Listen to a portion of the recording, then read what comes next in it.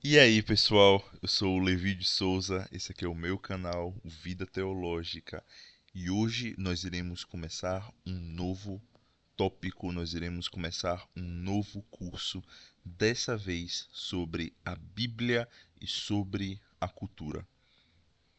E nesse estudo nós teremos mais uma vez 9 vídeos tratando de tópicos e nos aprofundando no conhecimento desses dois assuntos e nas suas correlações, como a Bíblia influencia e influenciou a nossa cultura e como a cultura influenciou a Bíblia e como a cultura influencia a nossa interpretação da Bíblia. Nós veremos sobre esses tópicos em 9 vídeos, como dito, e eu espero que seja mais uma playlist enriquecedora, agregadora para a vida de vocês, como eu creio que será para a minha também. Então, começando o nosso assunto hoje. Como nós vimos, a gente irá explorar a relação entre a Bíblia e a cultura, destacando a importância na história, na literatura e na teologia. Nós abordaremos as origens da cultura, o conceito antropológico de cultura e a influência da Bíblia na formação do nosso mundo. Próximo tópico. Introdução: a cultura como lente da visão. A cultura é como uma lente através da qual o homem vê o mundo. Homens de culturas diferentes usam lentes diversas e, portanto, têm visões desencontradas de cada coisa. Ruth Benedict. A Bíblia é o livro mais lido da história, e muitos dos livros que estão nessa lista dos mais lidos da história são livros que em algum ponto se inspiram na Bíblia, como O Peregrino, que é o segundo livro mais comprado do mundo, o Alcorão, que tem os profetas bíblicos como seus profetas também, e respeitam muito o texto bíblico, apesar de negarem a divindade de Jesus e o Senhor dos Anéis, que é uma obra permeada pelos símbolos cristãos também. Sobre a Bíblia, Immanuel Kant, um dos maiores pensadores da história, disse o seguinte: que o homem progrida quanto quiser, que todos os ramos do conhecimento humano se desenvolvam ao mais alto grau, coisa alguma substituirá a Bíblia, base de toda a cultura e de toda a educação. É evidente a suprema relevância da Bíblia para a construção do mundo, especialmente do Ocidente. Mas quando se trata da leitura da Bíblia, a maioria das traduções trazem o sentido literal da palavra, mas não conseguem trazer seu significado, como fazem as traduções idiomáticas. Outro fator importante é que a Bíblia não foi escrita no nosso tempo, e nem para os parâmetros experimentais da ciência. O texto bíblico foi escrito para os falantes nativos que receberam esses textos, seja no Antigo ou no Novo Testamento. Ou seja, nós precisamos compreender o contexto da Bíblia. E isso é de um mundo, o texto bíblico foi escrito em um mundo completamente diferente do nosso, no sentido de abordagem dos temas. Esses textos precisam ser investigados em sua gramática e em seu contexto de mundo, no contexto cultural, contexto literário, contexto religioso, contexto histórico, já que não foram escritos para o nosso tempo, mas eles falam conosco e com a nossa realidade até os dias de hoje. Introdução: ferramentas para a interpretação bíblica. 3 categorias são usadas para a compreensão dos tempos bíblicos. São elas: primeiro, as fontes primárias, depois as secundárias e então as terciárias. As primárias são descobertas da arqueologia. As secundárias são as próprias escrituras sagradas, e as terciárias são analogias, como sociedades anteriores do mesmo tempo do texto bíblico ou posteriores. Existe um termo na exegese bíblica que une o aspecto da cultura e da história de um determinado povo. O nome desse termo é o Sitz in Leben, o espaço de vida ou o contexto de vida. Nesse sentido, o Sitzenleben do povo hebreu é completamente diferente do nosso. Somos separados por 2.000 a 4.000 anos de história. Somos separados de lados diferentes do mundo, Ocidente e Oriente. Somos separados por um mundo muito diferente em idioma, cultura, pensamento e ciência. Alcançar um conhecimento objetivo e direto de tal contexto distante do nosso se torna improvável. Mas apesar disso, a Bíblia é uma biblioteca de livros que narra a história do povo hebreu e a história da igreja, cobrindo um período de 1.700 anos, desde os patriarcas Abraão, Isaque e Jacó, até os últimos escritos do Novo Testamento, sendo o livro de Apocalipse no final do século I da era cristã. Apesar de ser um conjunto de livros, a Bíblia também é uma obra harmoniosa dentro de si mesma. Então, a Bíblia não pode ser interpretada apenas de forma literal, já que nela existe o estilo poético e o apocalíptico, por exemplo. Então, importa que nós não tenhamos uma superficial interpretação literal, mas uma interpretação literária, ou seja, uma interpretação que vai obedecer o estilo literário do livro, o contexto histórico e religioso e a intenção do autor, sem perder, dessa forma, a unidade maior de uns livros com os outros. A prática do Sitzenleben, o contexto de vida, que pode ser traduzido como contexto vital, se tornou obrigatória para os exegetas. Através dessa ferramenta, que permite conhecer que as tradições bíblicas levam as marcas da sociedade e da cultura em que foram escritas. Sobre a origem da cultura.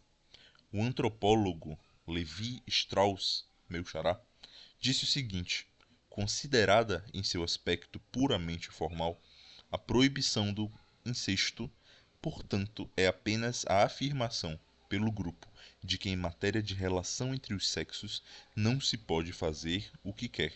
O aspecto positivo da interdição consiste em dar início a um começo de organização. Frase de Levi Strauss. Das técnicas mais primitivas às descobertas científicas mais modernas, a cultura é tudo que o homem coletivamente produz ou adquire com o uso de suas faculdades. A cultura pode ser definida em três aspectos que definem as suas características. O primeiro deles é a origem. A origem da cultura é humana, social e laboriosa, ou seja, ela é produzida por nós, ela é produzida em conjunto social e para ser produzida ela precisa de labor, de trabalho, de esforço. O segundo aspecto é a forma da cultura. Ela é sensível, dinâmica e múltipla. E o terceiro aspecto é a finalidade da cultura. Ela é religiosa, humanista e naturalista.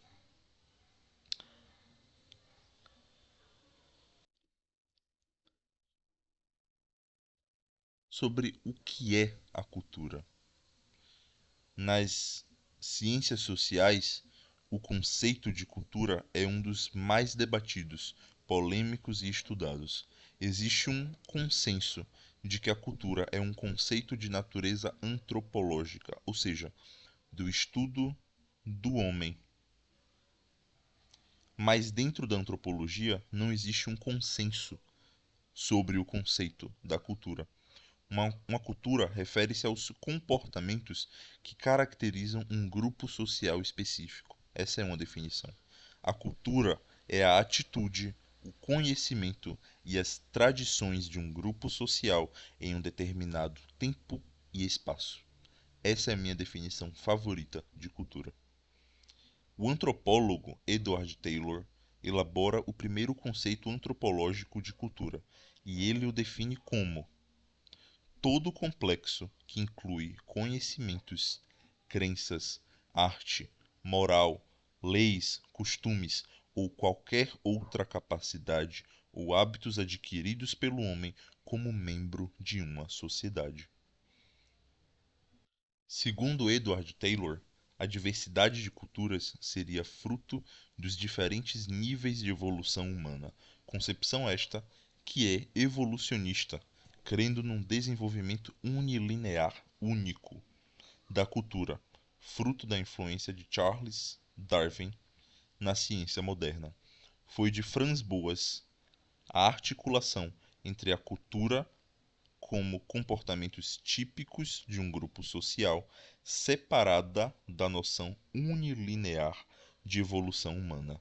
Franz Boas foi o precursor da corrente conhecida como particularismo histórico ou relativismo cultural. Na perspectiva de Boas, cada povo tem seu próprio caminho de progresso.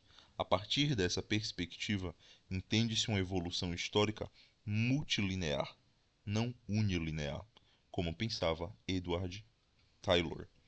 Ou seja, cada cultura e povo tem seu próprio trajeto, sua própria forma, rumo ao desenvolvimento e ao progresso, e essa transformação é fomentada através do contato com outros povos e suas culturas.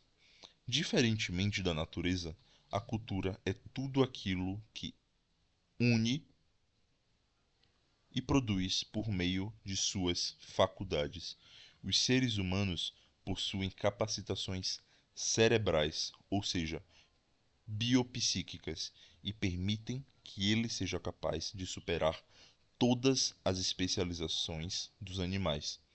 Por conta de suas capacitações intelectuais, o ser humano não age de maneira instintiva, mas age de maneira cultural, sendo orientado pelo pensamento e tradições de sua época. Entrando agora para o tópico sobre a Bíblia. A Bíblia como o livro mais lido e complexo. Como já foi dito, a Bíblia é o livro mais lido, conhecido e relevante de toda a história. Por ser a regra de fé da maior religião do mundo, que é o cristianismo, pode-se dizer que 1 em cada 3 habitantes do planeta possui uma Bíblia ou pelo menos já tinha lido alguns trechos e algumas histórias. Ao mesmo tempo, a Bíblia também é um dos livros menos compreendidos. Por isso, é preciso ter uma boa hermenêutica para termos as conclusões corretas acerca da palavra de Deus. A boa interpretação é a base para entendimento da revelação. A Bíblia é um conjunto de livros escrito ao longo de cerca de 1500 anos por cerca de 40 autores em 3 diferentes continentes: a Ásia, a África e a Europa, em 3 idiomas: o hebraico, no Antigo Testamento, e o aramaico, em alguns capítulos de Daniel, e grego no Novo Testamento, e escrita em gêneros diferentes, como a narrativa, a doutrina, a poesia e a profecia. A Bíblia contém 2 grandes divisões, o Antigo e o Novo Testamento. São 2 porções de livros separados por cerca de 500 anos. O Antigo Testamento possui 39 livros, ou 46 livros, na versão católica, com a adição dos 7 livros deuterocanônicos. Os 5 primeiros livros da Bíblia, Gênesis, Êxodo, Levítico, Números e Deuteronômio, formam a obra chamada de Pentateuco. Sobre a autoria do Pentateuco, a tradição atribui a Moisés, mas o Pentateuco é formado por tradições narrativas legislativas desde os patriarcas até o período de Esdras, cobrindo um tempo de edição de cerca de 1350 anos. Uma posição moderada entende que Moisés escreveu partes do Pentateuco, mas não a sua edição final. Já o Novo Testamento é formado por 27 livros. São livros do primeiro século que narram o testemunho a respeito do Messias, Jesus de Nazaré, dado por seus apóstolos, e a história e escritos dos apóstolos no primeiro século. O idioma em que o Novo Testamento foi escrito, como já dito antes, é o grego. O Novo Testamento não foi escrito no idioma intelectual ou acadêmico do primeiro século, mas no grego koiné, o grego popular, o que demonstra que o propósito do Novo Testamento era de alcançar a maior parte possível do povo de seu tempo através da escrita em um idioma comum ao cotidiano dos judeus e cristãos do primeiro século. Como os primeiros cristãos também eram judeus, a sua cultura influenciou o próprio idioma grego, trazendo semitismos para o idioma. Assim como o Novo Testamento não é um livro historiográfico, o Novo Testamento também não é um tratado de teologia sistemática. Na autoria dos livros existe muita controvérsia devido ao estilo e à coerência interna, sobre a possibilidade dos livros serem escritos pelos autores que nós cremos terem escrito os livros. Em relação às diferenças entre os judeus e protestantes e os católicos, elas se restringem ao Antigo Testamento. Os judeus rejeitam o Novo Testamento e rejeitam os 7 deuterocanônicos dos católicos. Os protestantes também rejeitam esses livros e aceitam o Novo Testamento. Já os católicos também têm o Novo Testamento de igual modo aos protestantes, mas também têm 7 livros a mais em seu Antigo Testamento. E também é um erro de termo chamar estes livros de apócrifos, porque apócrifos são os livros rejeitados pelos protestantes e pelos católicos.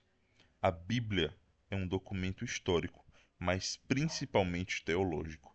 É comum que a Bíblia seja criticada por não estar de acordo com descobertas da biologia ou outras ciências, mas é importante ser dito que essa crítica é infundada. Mesmo tendo informações cientificamente provadas, a Bíblia não foi escrita para o crivo da historiografia ou da ciência moderna. Ela foi escrita como a mensagem de Deus sobre a redenção e a salvação humana.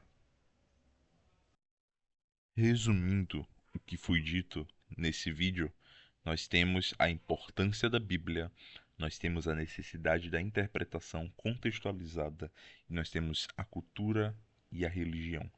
Ou seja, nós temos a Bíblia como o livro mais fundamental, mais relevante, mais importante para a história da cultura do mundo, especialmente do Ocidente, e para a compreensão da história e da religião humana. Nós temos a Bíblia como esse grande livro que enche o nosso mundo até os dias de hoje com modelos, com símbolos, com histórias e com exemplos que nós podemos seguir ou que nós devemos seguir.